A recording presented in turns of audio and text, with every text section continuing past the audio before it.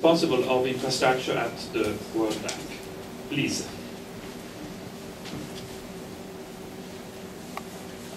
Thank you, Filippo Scamacca. I hope I pronounced that correctly. Ladies and gentlemen, thank you very much for hosting us here at, in this press conference. We have just concluded the 5th annual meeting of the Infrastructure Consortium for Africa. The Infrastructure Consortium for Africa, as we all know, is a tripartite partnership between the G8 countries, the multilateral and bilateral institutions, and African stakeholders.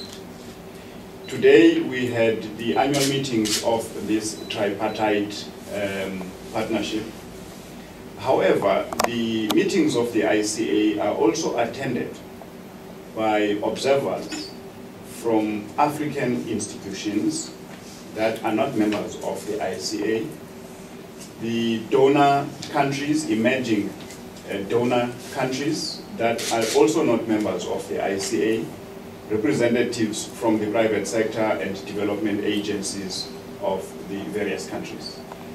We had over 80 delegates at this year's annual meetings, the most number we've had in the history of the ICA, and we recall that the ICA started in 2005 after the Glen Eagles G8 summit.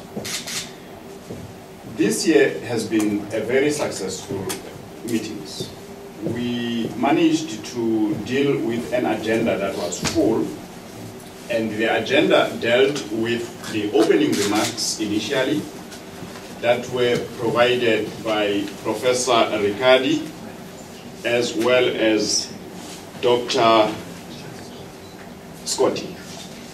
And in their opening remarks, they reiterated Italy's commitment to keeping Africa and infrastructure development in Africa on top of the agenda of this great nation, but also to make sure that the focus remains on infrastructure in the G8 and G20 summits.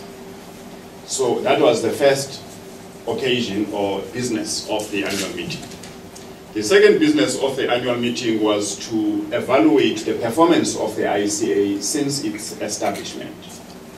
And we came to a unanimous conclusion that we have indeed made progress as the consortium.